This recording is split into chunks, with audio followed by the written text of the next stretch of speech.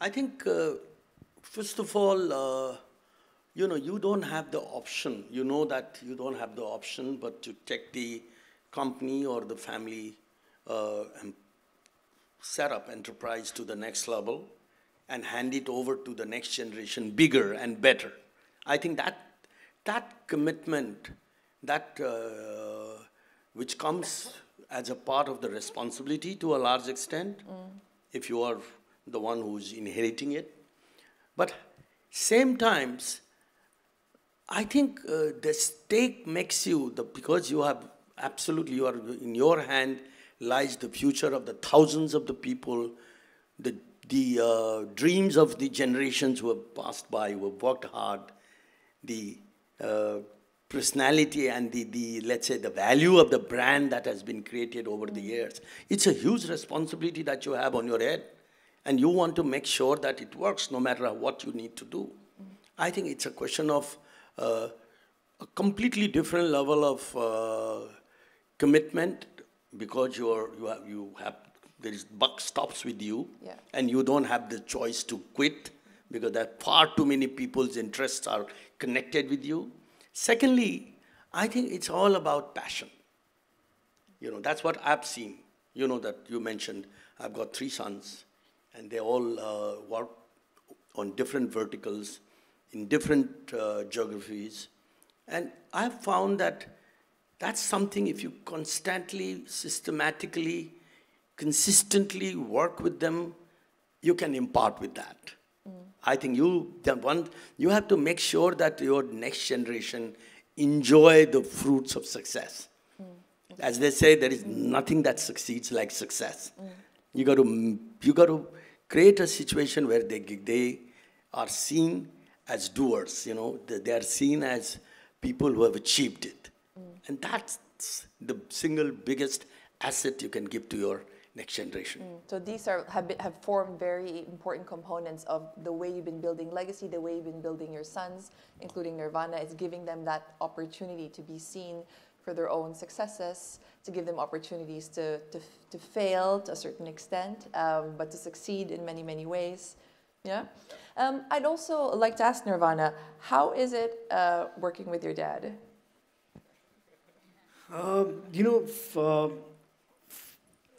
you've gone on the record at other events on this, so I know the answer.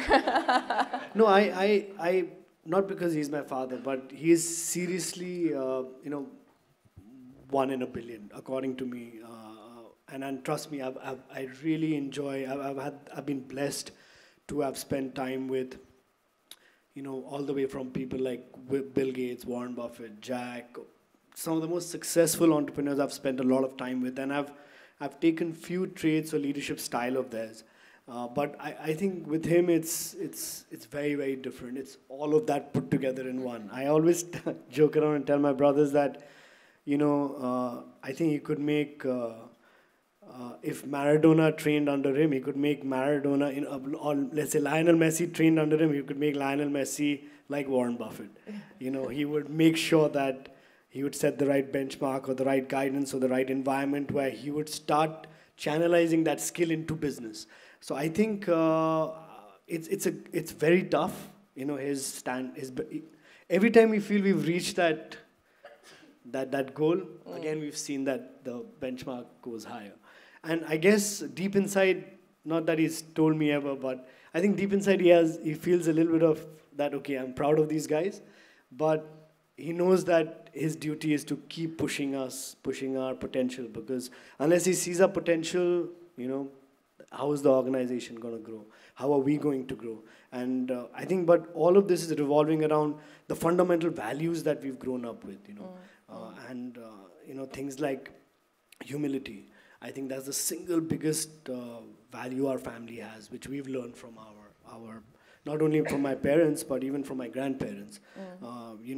Compassion, even before CSR or philanthropy as a organized division or a entity came in, we were already philanthropic as a family from the last 50, 60 years since my grandfather's time. So learning all these values, learning how to be frugal when you need to be, learning how you need to be... Yeah, that's true, because a lot of family business tend to report much leaner cost structures. than their counterparts, because it's our money that we're investing, right? But you have to, at a very young differently age, about it. young age, understand the value of money. You know, there were times when, because of the environment we've grown up in, there were times when I had, you know, you're given access to the best credit cards or whatever, but you know, we used to always think 10 times, do I really need to spend that? Do I really need to do that? And so you apply that to business as well. Two questions. One, so all of these things that you're talking about, you know, this commitment, that one thing that makes family businesses so strong is that emotional investment, that commitment, that passion that you have. If you are not part of a family business, is that possible to replicate? Can an entrepreneur replicate that in their own businesses? Binod? Well, I think somewhere it has to start.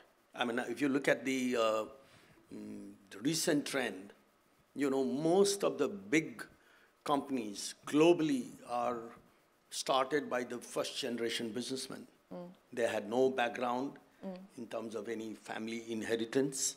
You know, these are all new ideas. It was all power of idea backed by the technology, connectivity. You know, you talk of any of the tech companies, which is, and you see that trend going on every day. So the issue, I think the narrative also is now beginning to change. I mean, I can talk about, you know, the Apple, okay, or for that matter, Microsoft, okay. Bill Gates seems to be moving out of that company, and there is nothing called the family legacy, but the company seems to be performing better. I think it's also beginning to be driven by the new trends, the new technology, comparative advantage, which probably someone from outside brings in better than what the company otherwise has inherited. So I think this is becoming a very interesting discussion. I mean, on one hand, we say that the family businesses still, you know, continue to dominate the economic world, and there is a much better return on investment, much better, bigger sense of emotional as well as financial commitment to it, okay? And they're seen as not only contributing to the national economy, but also to the society at large. Some of the big philanthropists that you hear about, that you talk about, come from the family businesses, okay? But on the other hand, there is a set of new tech companies, new companies, you know, new generations, which is bringing in new ideas to the table, and which is run completely differently. You know, a bunch of young people, they come together, who bring in different sets of skills. Maybe one of them was the entrepreneurs. They work together, and that becomes a billion-dollar company. And in the process, everyone becomes a billionaire. Right. I think that's the trend. So we'll have to yet to see what happens to the next generation of, what happens to the succession of leadership in these companies. Right.